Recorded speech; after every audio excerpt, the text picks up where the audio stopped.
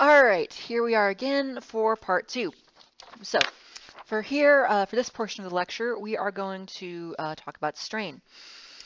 So far we've only talked about stress, but now we're going to look at strain. So I want to define normal and shearing strain, calculate the normal stress using Hooke's law, and solve normal strain problems using Poisson's ratio. So normally we would be getting to this topic about the first lecture of the second week of class, but here we are, day number 2, and welcome to summer. Okay.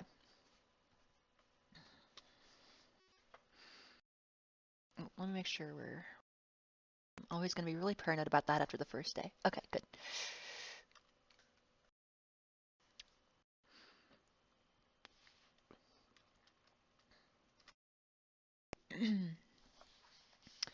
So let us look at a load deformation diagram. Load deformation diagram.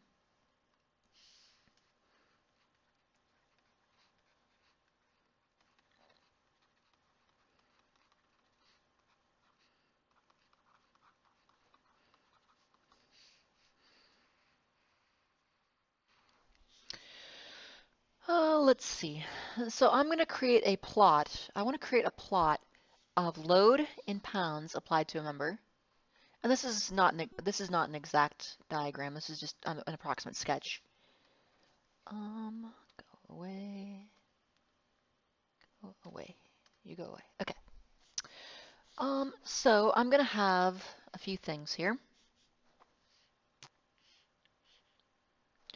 So on this axis, I'm going to have P, and this axis, I'm going to have delta. So maybe P is in pounds, and delta is our displacement, our deflection, and P would be in pounds. Here. So say we have 3 materials here, and I would have 3 different curves for each material. And so let's say I put each of these under the same load. I apply 3 samples of, say, let's say I use, let's see. Sorry, not 3 different materials. Let's say we have the same material but 3 different geometries. Sorry about that.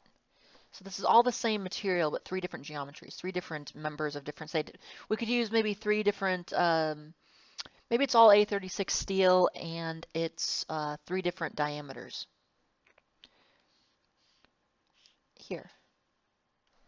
And all of this would still well be within the elastic range. And this load P is applied.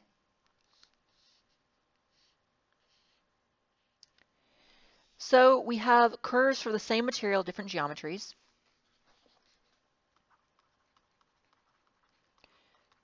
For same material at different geometries.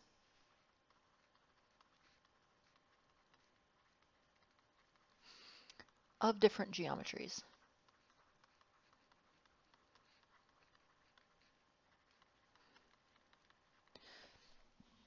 So maybe this one is, say, a 1-inch cross-section circular. Maybe this is a 2 inches, and maybe this is a 2-inch circular cross-section. And maybe this is a 2-inch rectangular cross-section. So let's see.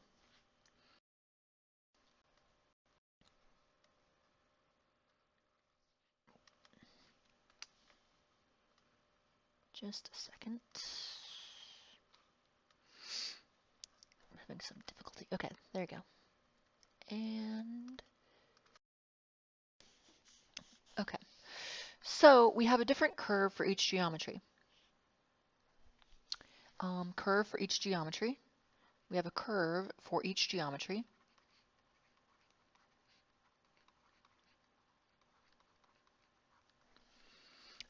This is easy to measure in the field. So this is something that's very easy to measure in the field. You just have a load and you have a deflection. Both of these are very easy to measure. Something like stress is actually very difficult to measure directly. But load and deflection, that's actually fairly easy to measure even in the field, outside of a lab. used to analyze, and this is used to analyze statically indeterminate structures. So in statics, you learned that you can only calculate up to a certain number of unknowns for various configurations. But in order to analyze statically indeterminate structures, you need to talk about elasticity and deflection versus load behavior. Analyze statically, and we'll see that in a few lectures. Indeterminate structures.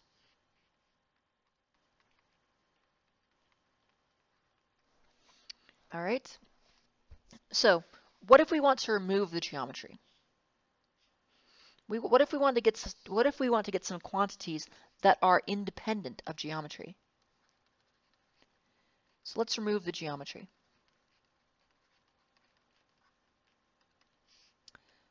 Let's remove the geometry. So instead of having P and instead of having delta, let's find something that will be independent of the geometry. So instead of having P, let's use the quotient of P over A, which is also known as sigma, normal stress. Instead of having delta, let's look at delta over the initial length, L naught. And this is epsilon, strain. Strain is the change in length over the original length. So, and this is built using, this formula comes from, assumes uniformity of stress.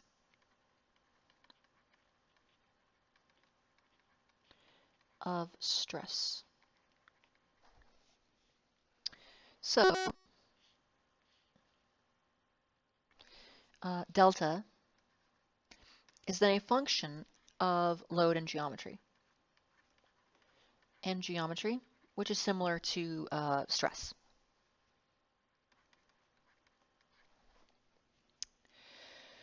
Okay, and from this, if we use this, all of these curves, all of these different curves will collapse into a single curve. So therefore, all curves collapse into one curve because we're looking at it in terms of a per area and as a fraction of the initial length. All curves collapse into one curve for the same material. For same material. We have properties that are independent of geometry. Okay, so let me actually define epsilon, normal strain. Got this? Okay. Let me define epsilon, normal strain.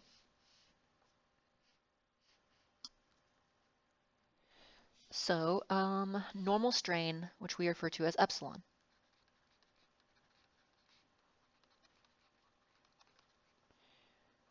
Which we will refer to as epsilon. Epsilon fundamentally is deformation over length. Equals deformation divided by length. So this will actually be a unitless quantity. Deformation is measured in, say, inches. Length is measured in inches. So this is actually a unitless quantity. And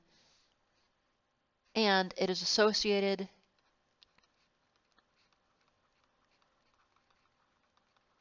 directly with normal stress.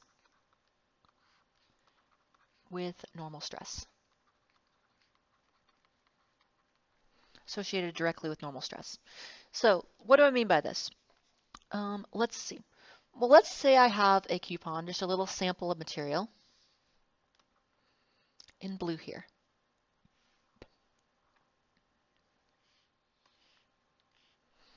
And let's say that this has a, maybe this is a cylinder.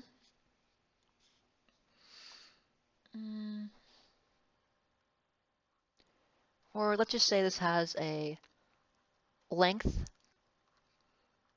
L naught, and a diameter, the initial diameter d naught. Okay? Yes, this is a cylinder. Then I'm going to stretch under load. So then I apply a great load to this, enough to stretch it. And in solids, volume is conserved, generally. We could probably find some weird exceptions and things like that, but generally, volume is conserved. So if something is going to become longer, if something and also remain solid, it must become thinner. If something is going to become longer, it must become thinner.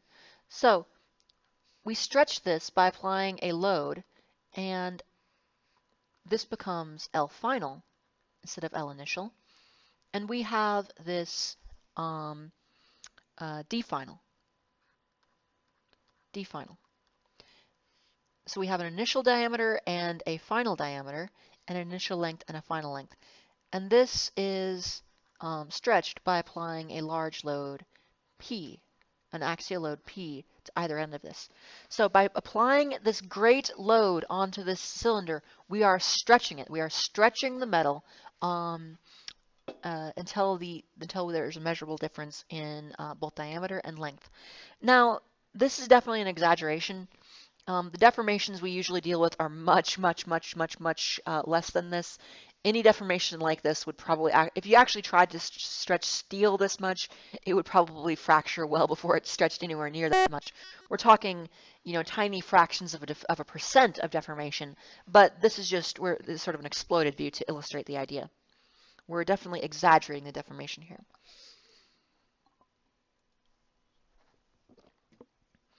So, let's see.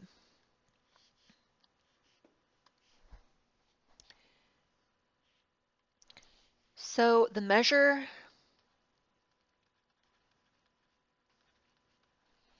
of intensity of deformation is strain.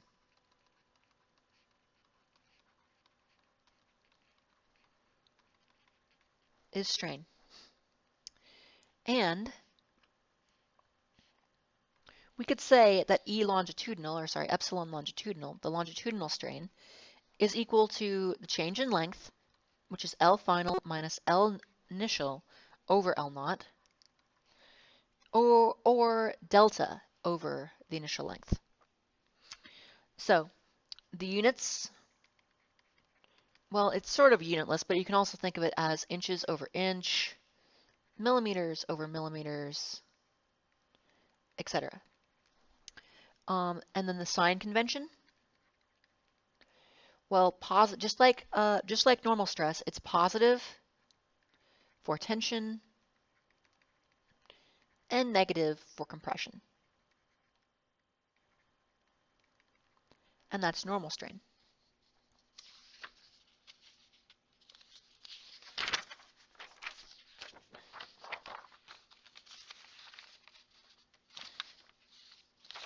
And that's normal strain. Okay. So, moving on. You got that? Okay, good. The normal stress, normal strain relationship. Normal stress, normal strain relationship.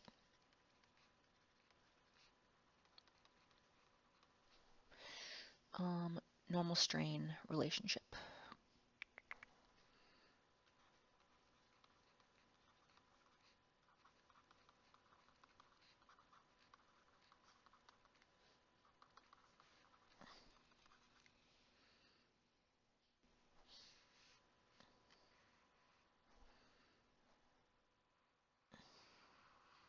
We will study this more in greater detail later, but let me just sketch this out a little bit here.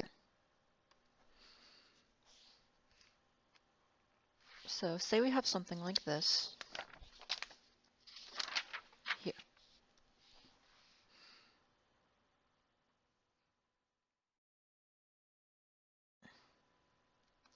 On this axis, I'm going to have epsilon in, say, inches per inch, etc., etc. And on this, on this axis, I'm going to have sigma. Sigma could be in millipascals, KSI, etc. KSI, megapascals, etc.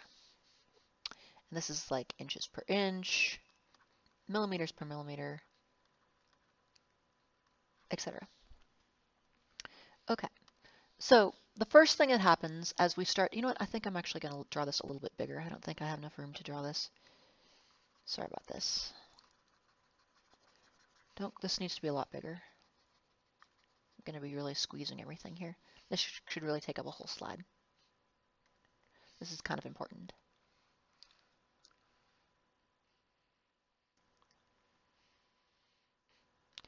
And this is not going to be to scale. This is definitely going to be exaggerated a bit. But you get the idea across. You can read about this more in your book. So epsilon on this axis, which is going to be, again, in inches per inch, millimeters per millimeter, etc. And then sigma, which would be something like KSI, or any other unit of stress. Now, let's see how to express this.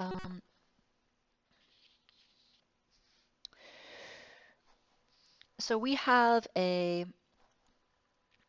first thing we have on the stress strain diagram of a normal material is the elastic range.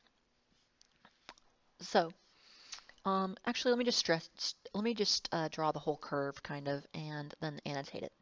It's going to go up like this, then come down a bit, then it goes sort of horizontal. Then there'll be a break here in the curve, because basically this break just signifies that this is stretched out much further than is shown. So this would actually look kind of like a periodic table, kind of manipulated a bit.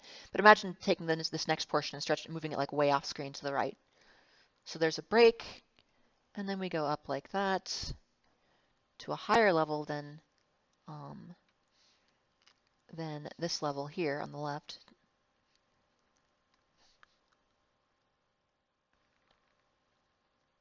And then we go down to the point where this thing actually fails. Okay. So let's annotate this. First of all, we have a few stress levels that a few special stress levels that I want to consider. Here,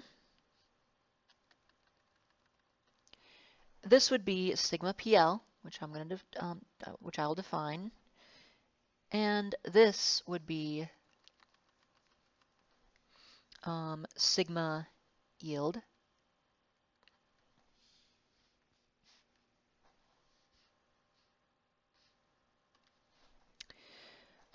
And then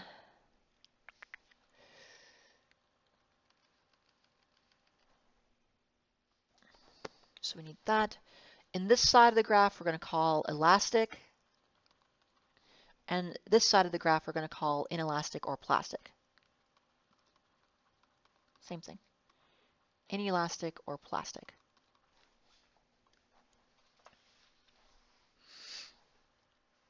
Well, not exactly the same thing, but in terms of the stress strain diagram, yes. Okay, so here, the slope of this curve is 1 and E, where E is Young's modulus, is elastic modulus or Young's modulus, or also called Young's modulus.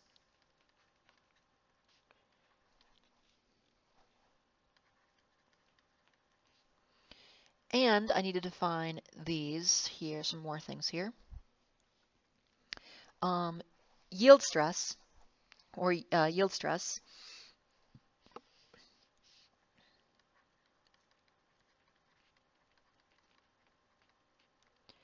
sigma y. This is where strain increases without an increase in stress. So strain is increasing without an increase in stress. So we're stretching it, but we're not getting any more load out of it without an increase in stress. Oh my God, that looks terrible. without an increase in stress. And the proportional limit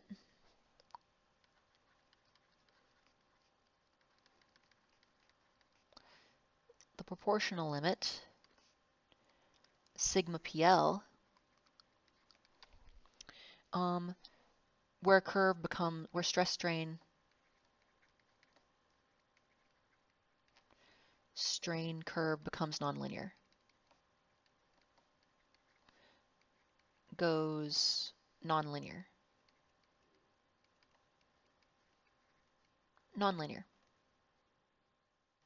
So if you notice, so here's what's happening here. This is as we apply greater and greater and greater strain and greater load. Up to this point, the curve is linear. This is an elastic curve, and this is it's linear, and the slope of that line is Young's modulus. Then past a certain point, we go up, but then we reach the limit of the elastic range. Then we start coming down, and the sigma y is the maximum yield stress. Then we have a plastic range. We get some final strain hardening and a peak stress here. This is what we call the ultimate stress.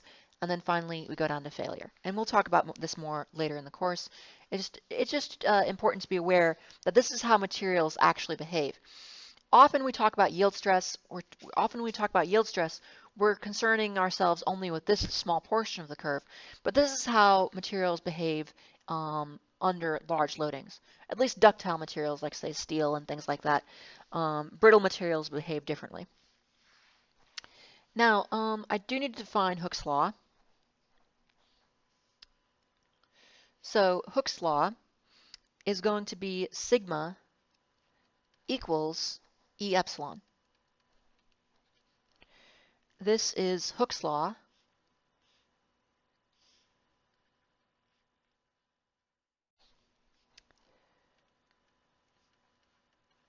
Hooke's law.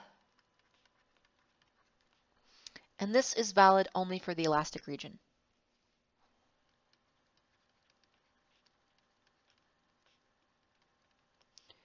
Elastic region.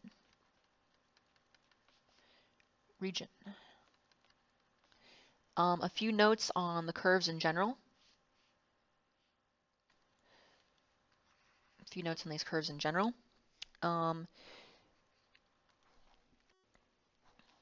Curve is unique for each material.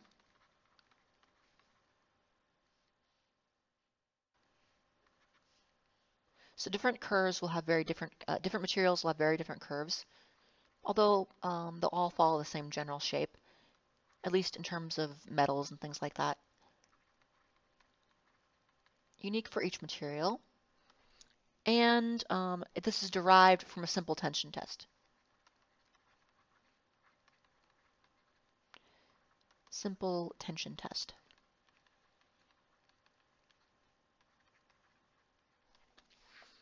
Okay. You got that? Okay, good. All right. Now I need to define Poisson's ratio.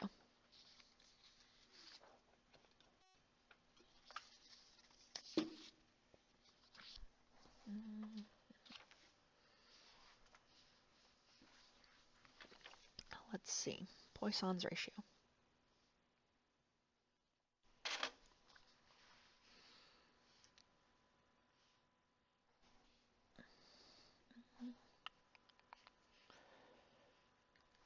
Poisson's ratio.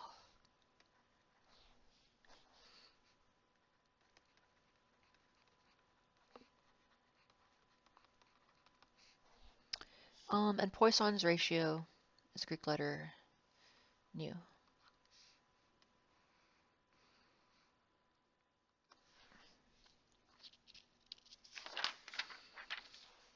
Okay. All right, so epsilon elongation is is parallel to load. And epsilon lateral, the lateral elongation, is going to be perpendicular to load. So we've already defined the epsilon longitudinal.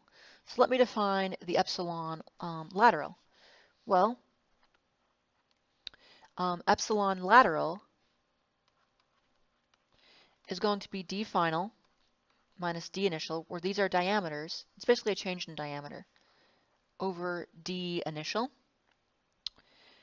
And finally, to actually define Poisson's ratio is equal to negative epsilon lateral over epsilon longitudinal.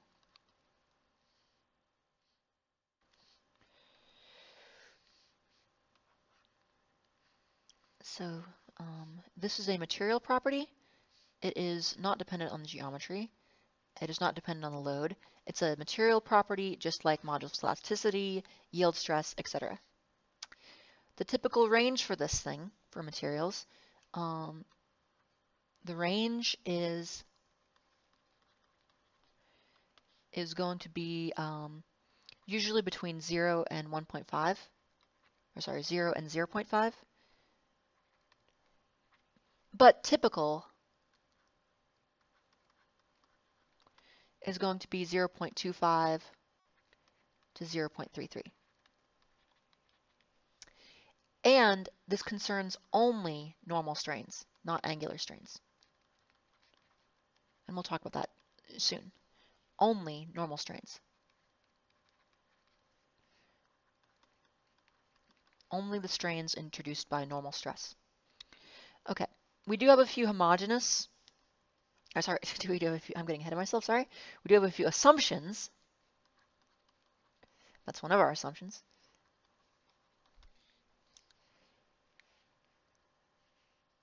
Assume our two assumptions for this are homogeneous and then isotropic.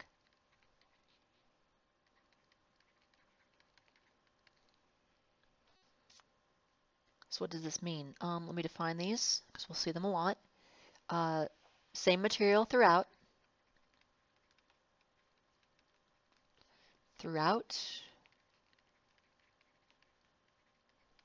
And this is same material properties in all directions. Properties in all directions.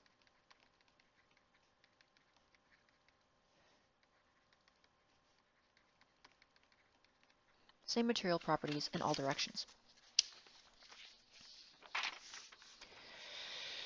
Okay, let's see. How's our time doing? Okay, we're good.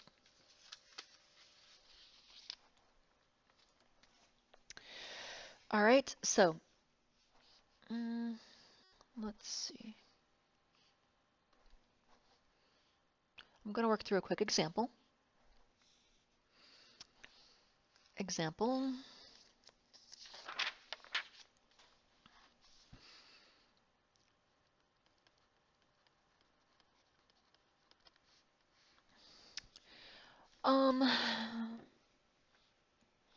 So we have a sample of material, and we're given that we have a sample. We have a bar under axial load, and we're given that it elongates. We are given that it elongates 1.22 millimeters. Oh, sorry, millimeters, not milliliters. They're millimeters. And that the proportional limit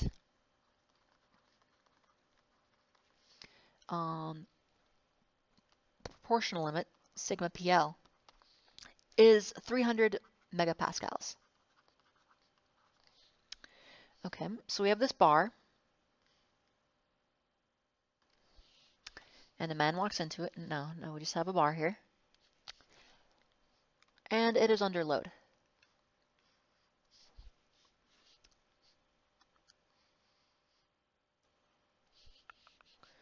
So another wonderful three-dimensional drawing by the distinguished and highly acclaimed artist.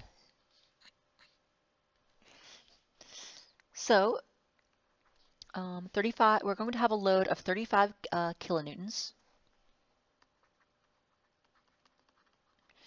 and 35 kilonewtons.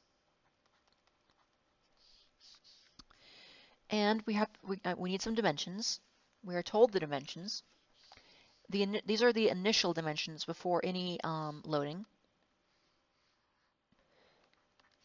of so the initial length is 1.50 meters, and here this area is 6 millimeters high, 6 millimeters high by 50 millimeters wide. So it is a flat bar. And we're tasked with finding the following. Find, so we're given these two, and find, also sometimes referred to as Guyven and Find by perhaps some people. Anyway, so find A, axial stress in the bar,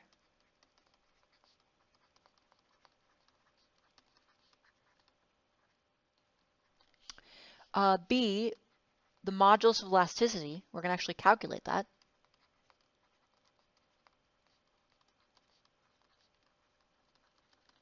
So we can actually see here that if we didn't know what material something was made of, if we had a sample of material and we wanted to figure out what material it was made of, we could actually perform a test like this, measure the material properties like modulus of elasticity, Poisson's ratio, etc.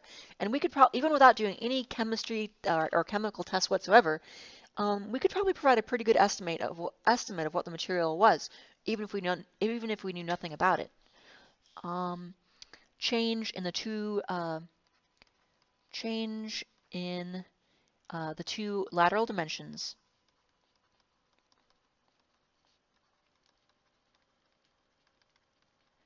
if Poisson's ratio,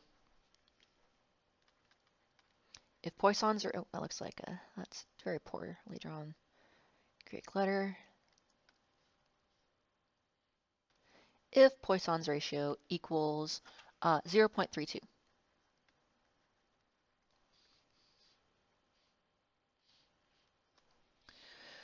So let's see. Solution.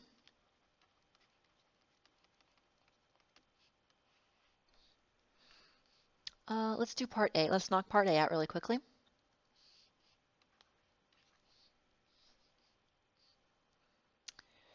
So we can start by saying, well, let's see. Sigma is equal to N over A, the load over the area, equals 35 kilonewtons tension over 6 millimeters by 50 millimeters, which, let's see, and we need to do a little bit of a unit conversion, so we're going to multiply by 1,000. You do need to use standard units for this, meters, etc., newtons, etc. 1 meter squared, and this comes to 1,667 kilopascals.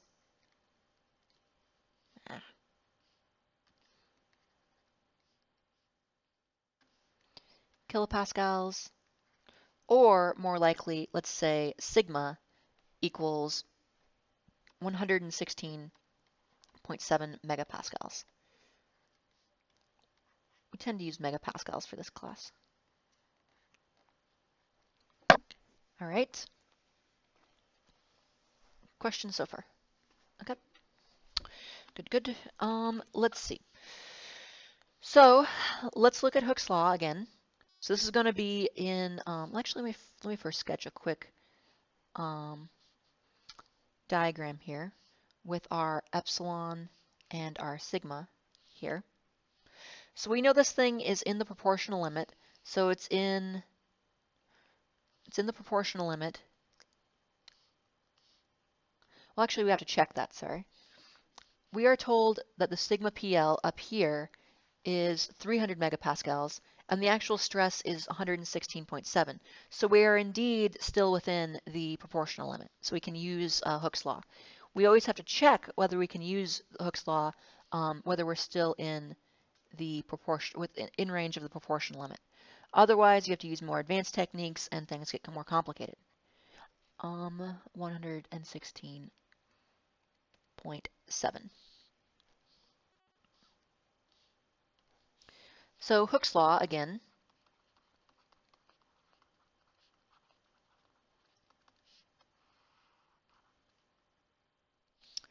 is going to be E equals sigma over epsilon. And epsilon longitudinal is equal to sigma over epsilon, or over L naught, equals, let's see, 1.22 millimeters times, just a unit conversion, 1 meter over 1,000 millimeters.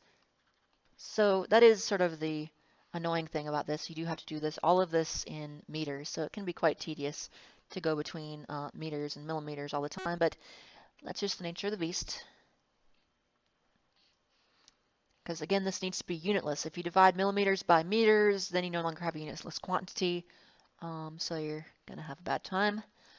This equals 8.13, so we times 10 to the negative 4.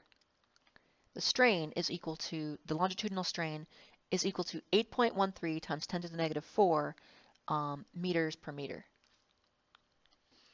So, or we can also simply say, sometimes we also say that E longitudinal is just equal to 813 microstrain.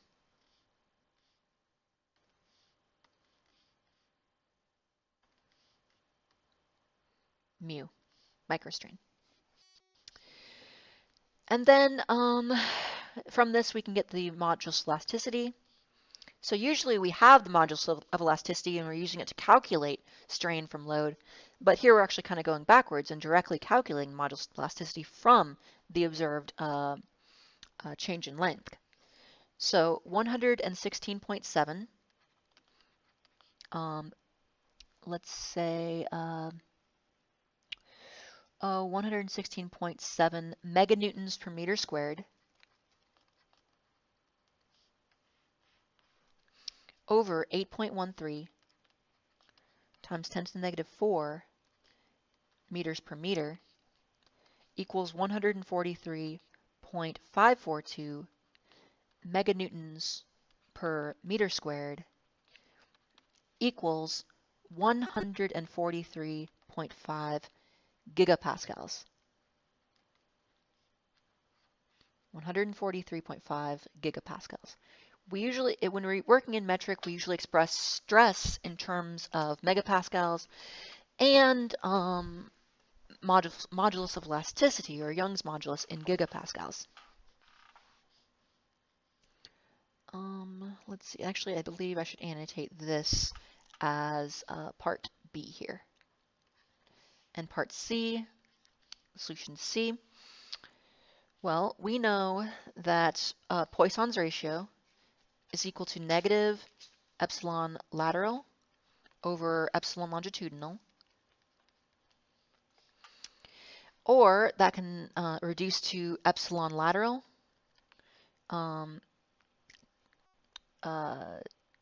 let's see, equals negative Poisson's ratio times epsilon, oh, it looks too much like a gamma, negative Poisson's ratio times epsilon longitudinal, which equals negative 0.32 times 8.314, 8.13 times 10 to the negative 4 millimeters per millimeter. equals negative 2.60 times 10 to the negative 4 millimeters per meter, millimeters per meter, whatever you want. So this is going to be our lateral strain. And that is our lateral strain. Okay, moving on. We need to calculate the actual, now we have the strain, we can calculate the actual change in dimensions. Change in, let's say calculate the change in the width dimension, W dimension, and the change in height dimension, H dimension.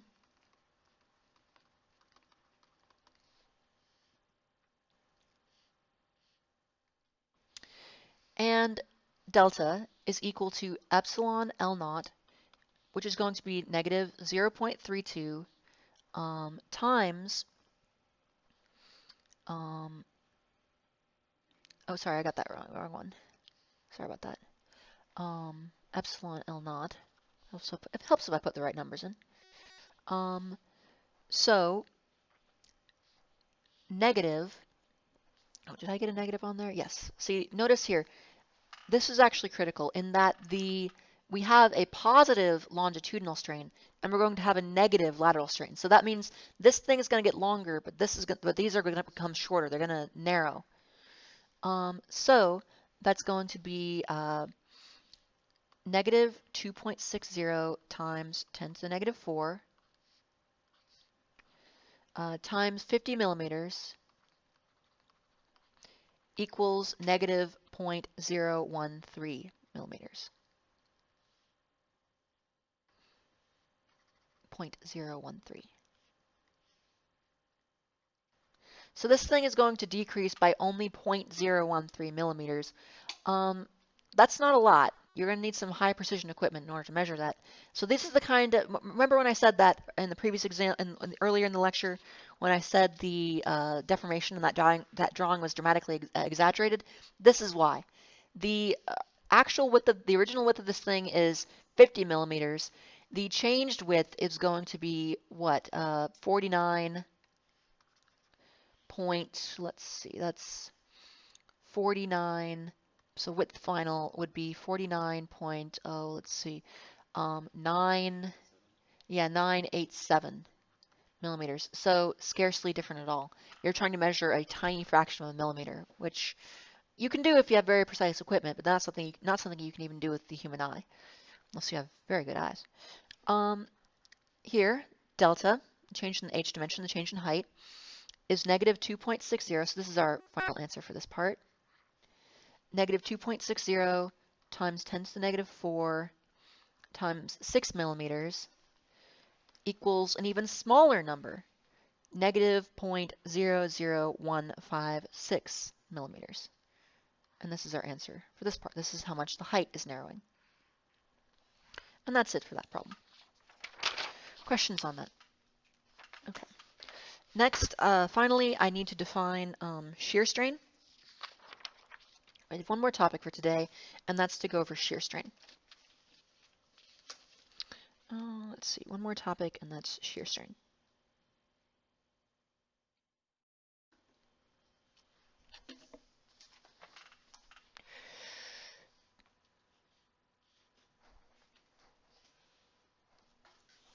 Shear strain.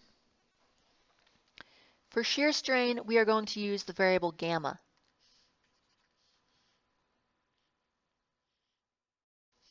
Shear strain, we're going to use gamma.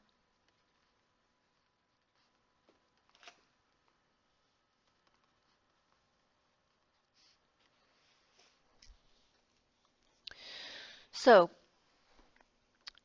let's look at this. So I'm going to look at the same sample, the same state of stress that I had before at one point. So we're going to look at what we're really looking at here is angular distortion. What we're looking for is angular distortion. That's what gamma is. So say we have a sample that's initially a square and it's under shear. Now, let's say here This is the initial shape in the initial square shape in black, and then the deformed shape is going to be this triangle, this diamond shape in blue, like this.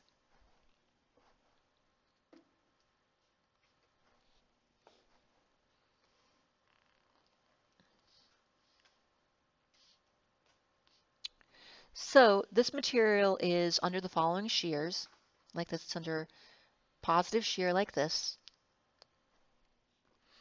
tau xy, and the same tau xy here. So we're squeezing it and making it become more like this. Okay. So let me label a few things. First of all, this is the local x-axis and y-axis. And let's see. This angle projected out from here is going to be, I'm going to call this gamma 2. This is gamma 2. This projected out from here, this angle here is gamma 1. We're talking angles here. And this interior angle is beta. This interior angle is beta. Okay? Let's see. And then gamma xy is equal to gamma 1 plus gamma 2, or is equal to pi over 2 minus beta. So gamma xy is we're defining as this change in this angular deformation plus this angular deformation, or simply pi over 2 minus the beta there. Okay. So again, shear strain is an angular deformation. So gamma is an angular deformation. So therefore, its units will be radians.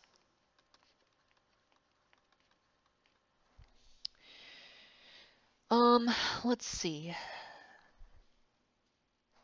We need to define some units, or sorry, not units, sign convention.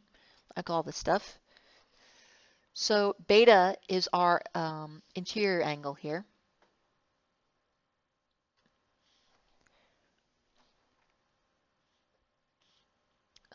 Let's see. Again, this is beta. And in terms of sign convention, if beta is less than pi over 2, this will be positive shear strain.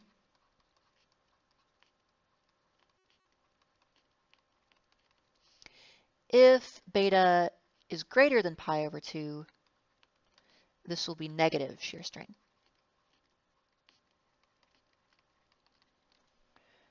Okay. Next, I want to look at the shear stress-shear strain relationship. You got this? Okay, good. The shear stress-shear strain relationship. So shear stress-shear strain relationship. Shear strain relation.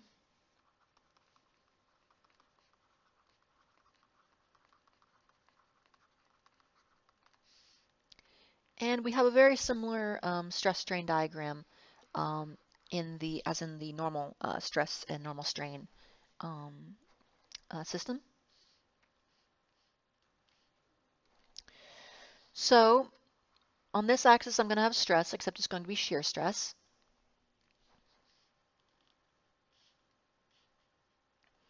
On this axis, I'm going to have, say, tau in KSI. And on this one, I'm going, oh, this should have arrows like that, arrows like that. This is going to be gamma in radians. Okay, so the curve is going to behave like this. This is going to be a little bit simplified, that's okay. It's going to look something like this. The curve is going to be, and so again, it's going to have a proportional limit, just like it would with the longitudinal case or the normal case. And it's going to go something like that.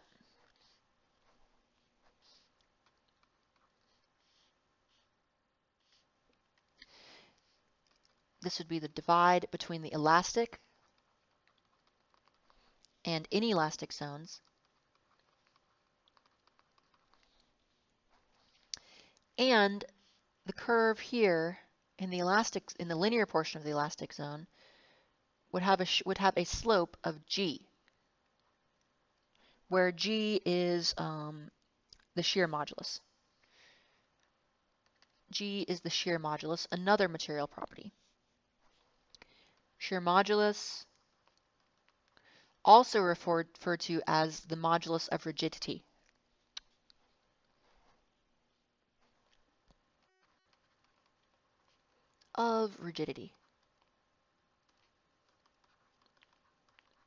Modulus of rigidity. And we have a relationship here which would be derived from a pure torsion test where tau equals g gamma. And this is derived from a real torsion test.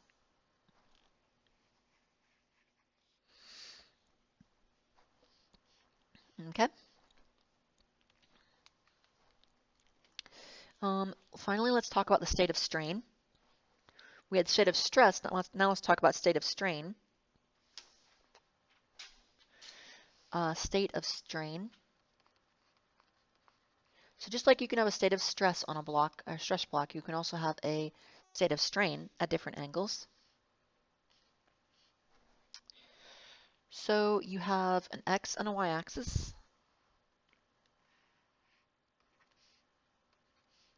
X and y. And then you have this here.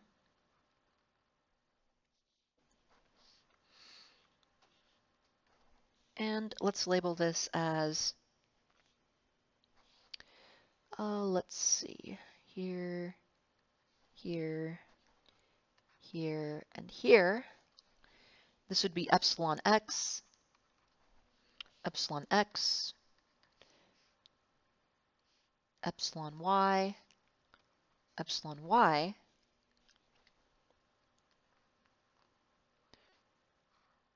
And this would be your gamma. Like this. And let's see, this has the same sign, this compares with stress and is the same sign convention.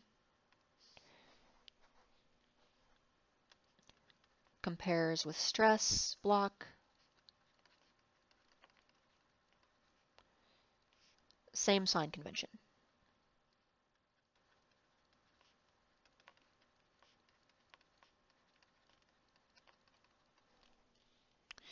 And little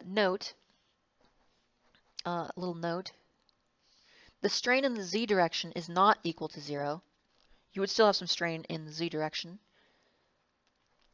just like we saw with the other bar, but gamma xz equals gamma yz equals 0. There'll be no angular strain along the z-axis.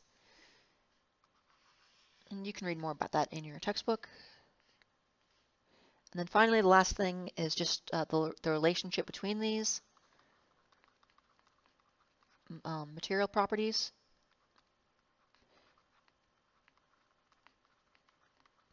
Between E, G, and Poisson's ratio.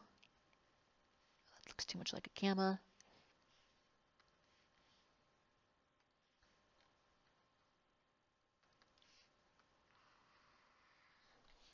This relationship is as follows. G is equal to E over 2 times 1 plus Poisson's ratio.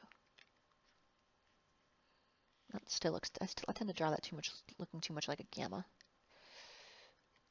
And there you have it. And that will be our guiding relationship going forward.